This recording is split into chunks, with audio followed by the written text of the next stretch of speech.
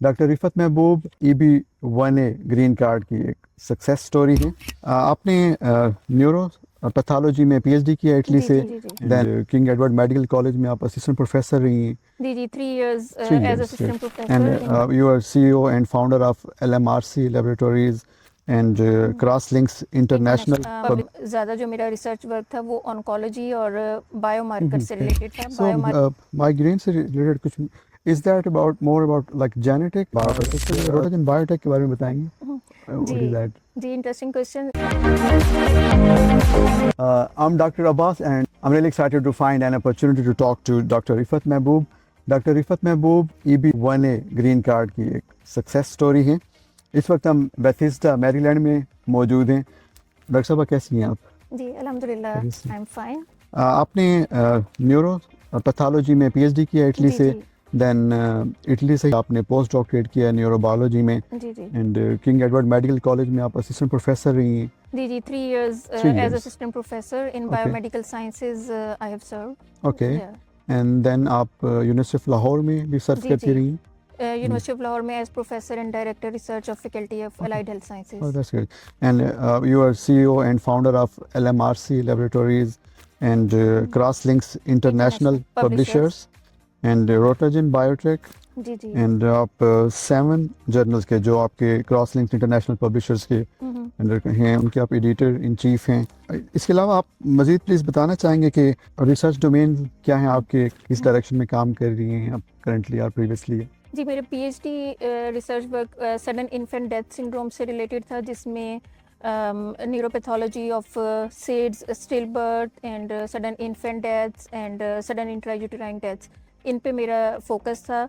और इसमें न्यूरोपैथोलॉजिकल रीजंस पे मैंने इन्वेस्टिगेट किया था कि इन सडन डेथ्स की क्या रीज़न है, जिसकी वजह से उसमें न्यूरोपैथोलॉजी का क्या रोल है, और smoking, pollution and there impact on neuropathology and brain stems, और जिसकी वजह से, और ये ज़रूरी नहीं है कि ये सिर्फ सडन इन्फेंट्स में ही ये डेथ्स हों, यही रीज़न्स जो हैं वो एडल्ट्स में और एट एनी एज इस तरह की जो सडन डेथ्स होती हैं और जिनका कोई भी रीज़न नहीं हमें मालूम होता और वो अपेरेंटली हेल्दी इंडिविजुअल्स हैं, तो उस पर मेरी रिसर्च थी कि वो किस वजह से, कैसे, और जैसे हम देखते हैं कि आजकल बहुत सारी तरह एथलीट्स हैं, स्पोर्ट्समैन हैं, उनकी भी अचानक हेल्दी हैं लेकिन अचानक डेथ हो जाती है, तो इस तरह की डेथ्स पे को हम इन्वेस्टिगेट हम करते हैं, और उस पर हमने काफ़ी हमारी स्टडीज़ हैं और जिसमें हमें काफ़ी इंटरेस्टिंग फाइंडिंग्स हमें मिली हैं। और उसके बाद फिर पोस्ट डॉक में भी मेरा जो रिसर्च वर्क इसी से रिलेटेड ही था, जिसमें फेमिलियल माइग्रेन पे मैंने काम किया था कि माइग्रेन किस वजह से होती है और उसकी न्यूरोपैथोलॉजिकल रीजंस क्या हैं, और उसका भी ताल्लुक ब्रेन स्टेम से है। और ब्रेन स्टेम में न्यूरोट्रांसमीटर्स के ऊपर मेरा काम है। बेसिकली दोनों में मैंने न्यूरोकेमिकल चेंजेस और जो ब्रेन सिक्रीशंस हैं, हार्मोन्स हैं, न्यूरो हार्मोन्स, उनकी इन्वॉल्वमेंट को मैंने एक्चुअली स्टडी किया था, जिसमें sodium channel, potassium channels, ion channels, उनकी इन्वॉल्वमेंट को मैंने स्टडी किया कि कैसे उनकी अल्ट्रेशन की वजह से माइग्रेन हो सकती है, और यही चीज़ सडन डेथ्स में भी रिस्पॉन्सिबल है और माइग्रेन में भी रिस्पॉन्सिबल है। और उसकी ट्रीटमेंट के लिए हमने डिफरेंट ड्रग्स को टेस्ट किया था, और ये सारा मेरा पोस्ट डॉक वर्क ये भी सारा इटली में ही मैंने किया। क्रिएस से सीसा international school for advance studies यहाँ, और यूनिवर्सिटी ऑफ मिलान से मैंने PhD की थी।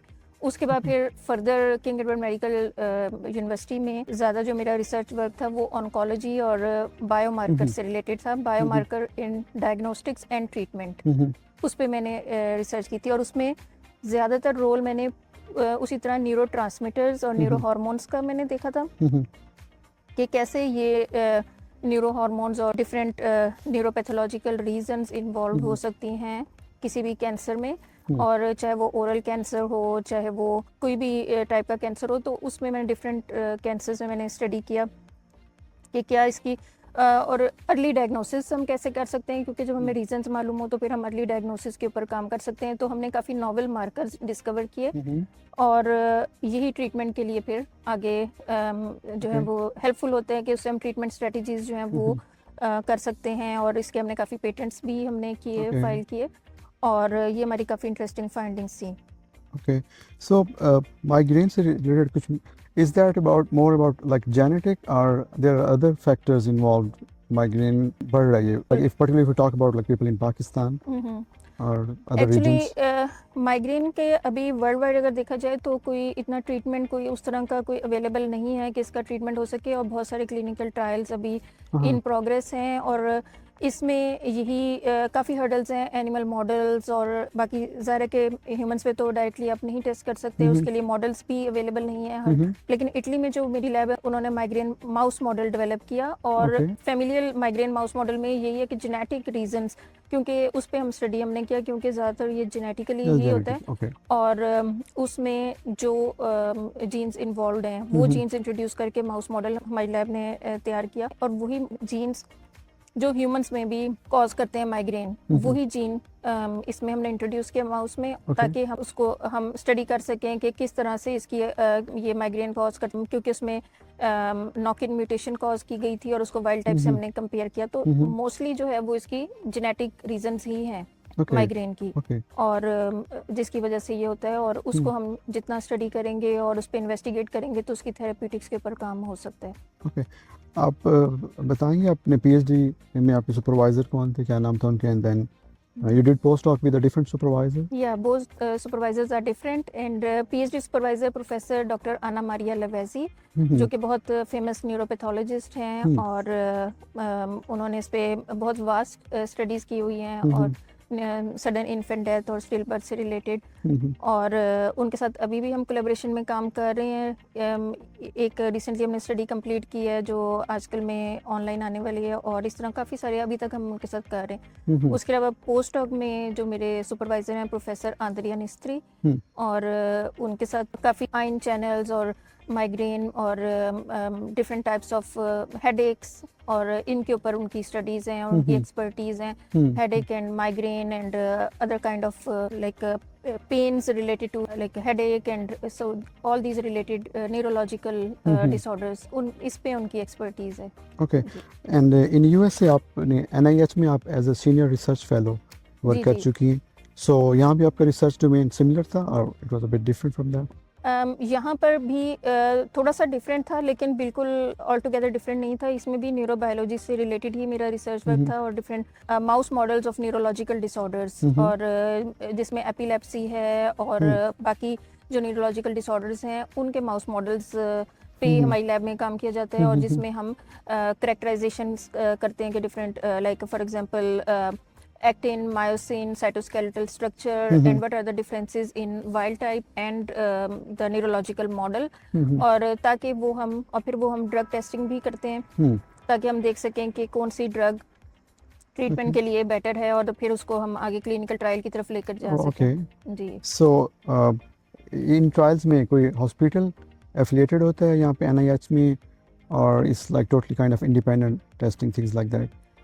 हम ज़्यादातर इन विट्रो स्टडीज़ करते हैं, और जो कि लैब बेस्ड होती हैं, और cell culture, neuronal cell cultures पे हम काम करते हैं, और जब एक चीज़, क्योंकि इसमें ये बहुत यानी इसको इन्वेस्टिगेट करना और ये सब सेलुलर एंड मोलेकुलर लेवल पर ये बहुत ही, इसमें ये इतना वो नहीं है कि इजीली, क्योंकि इसमें वो एक इस लेवल तक रिसर्च को लेकर जाना कि आप कोई ट्रीटमेंट की तरफ जा सकें, और वो हम जब पब्लिश करते हैं और डिफरेंट लैब्स के साथ कोलैबोरेट करते हैं, तो फिर जाके वो क्लिनिकल ट्रायल्स की जब स्टेज आती है, तो वो हॉस्पिटल भी है एनआईएच का, और वहाँ पर ये ट्रायल्स भी किए जाते हैं, लेकिन वो डिफरेंट, वो ट्रायल यूनिट अलग है, और वो फिर इस तरह की सारी रिसर्चेज जो हैं जो कि प्रूवन हैं और हर तरह से, वो फिर उनको आगे लेकर ट्रायल में लेकर जाते हैं। ओके, बट रिफत आप एकेडेमिया इंडस्ट्री लिंकेजेस के एक सक्सेसफुल एग्जांपल हैं, सो आप इस जर्नी के बारे में बताएंगे, कब आपने एकेडेमिया को इंडस्ट्री से आपके, because you are working as a CEO and founder of LMRC laboratories, crosslinks international publishers and Rotagen biotech. एक तो ये रोटाजन बायोटेक के बारे में बताएंगे?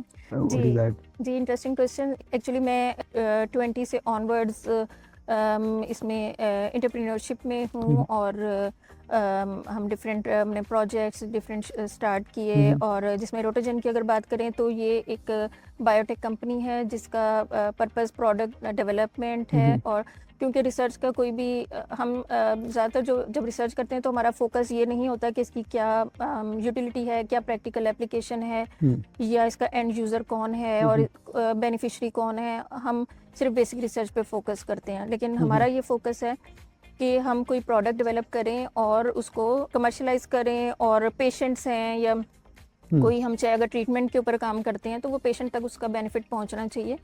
और फॉर एग्जांपल अगर हम आर्टिफिशियल इंटेलिजेंस, कोई भी बायोटेक और कोई भी किसी भी तरह की रिसर्च करते हैं और उस से हम कोई डिवाइस हम तैयार करते हैं, चाहे वो डायबिटीज़ प्रिडिक्शन के लिए हो, कैंसर डिटेक्शन के लिए हो, अर्ली डायग्नोसिस के लिए हम कोई टूल्स डेवलप करते हैं, तो जितना हम जल्दी कोई भी डिजीज़ को हम डायग्नोस करते हैं तो वो उतना बेहतर है। तो इस तरह की जो प्रोडक्ट्स हैं वो हम उन पे काम कर रहे हैं ताकि हम ये बना के और फिर प्रोडक्ट्स को हम लेकर आएँ, और ये इसका रोल है बेसिकली। ओके, इसके अलावा ये कि आप LMRC लेबोरेटरी जिसके बारे में कुछ बताना चाहेंगे, वहाँ पे जी, किस किस्म का रिसर्च वर्क हो रहा है?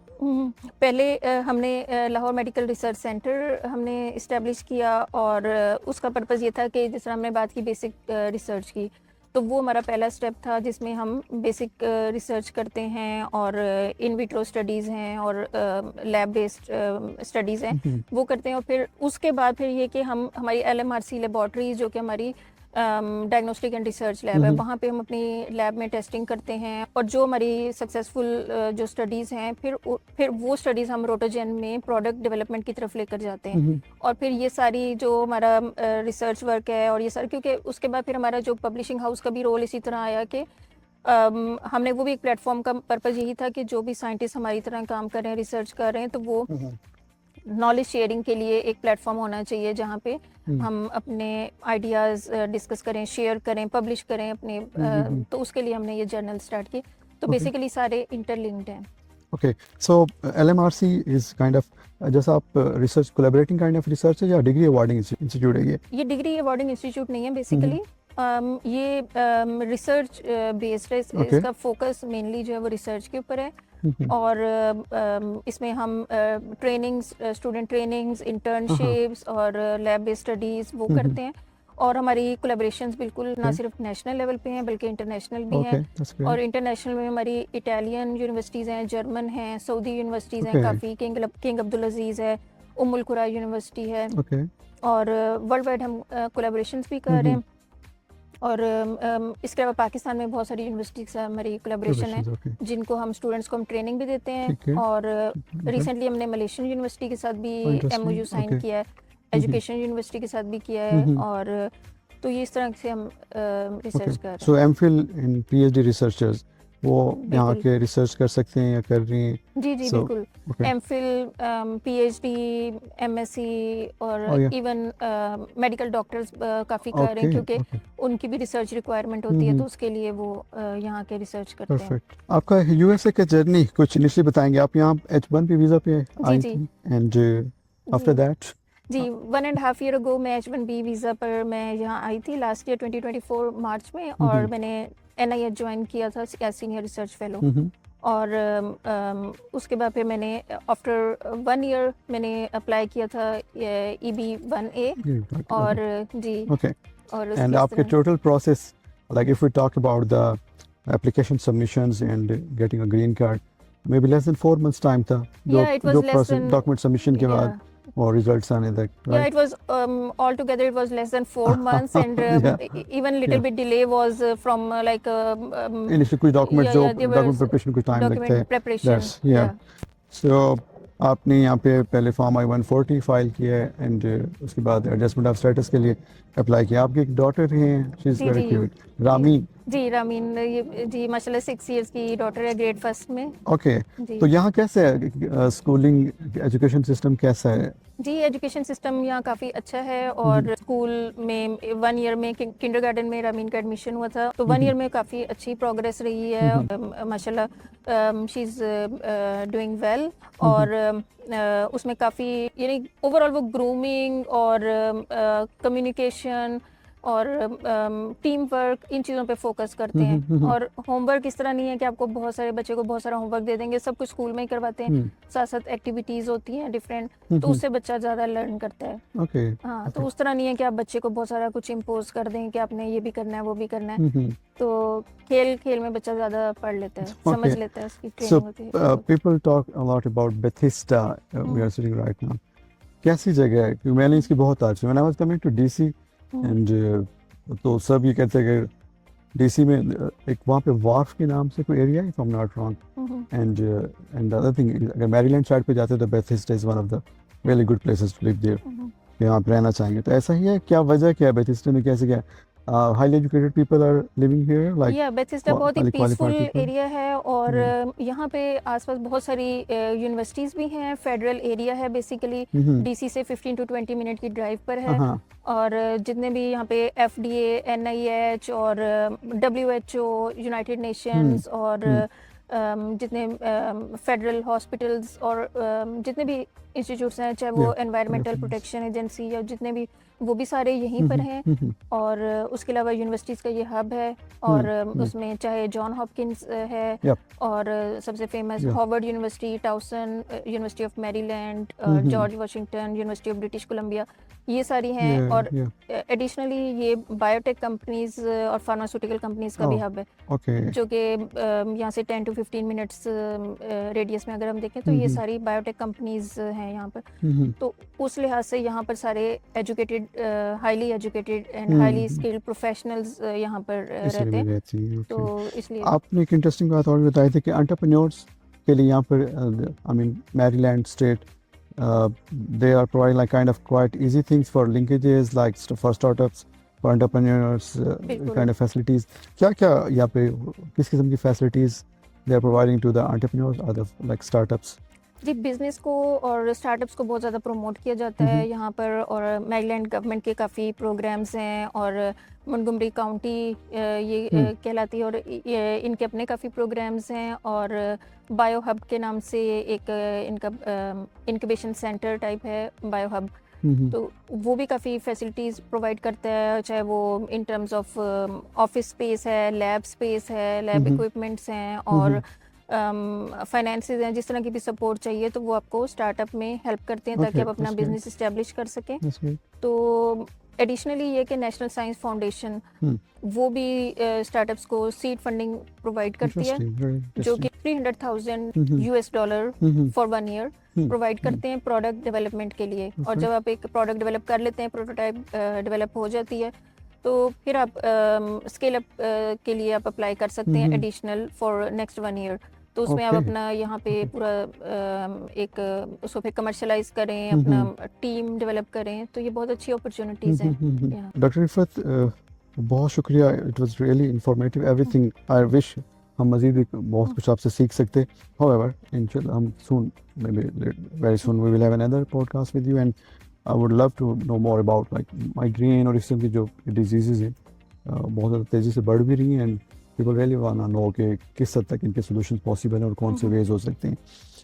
And just to sum it up, Dr. Rifat, AB1 it was like premium processing पे केस फाइल किया था हमने and I-140 फिर जल्दी वो अप्रूवल के बाद then adjustment of status process के लिए अप्लाई किया था and she got a green card in like as she mentioned in a very short span of time and this is a really great thing for other researchers as well.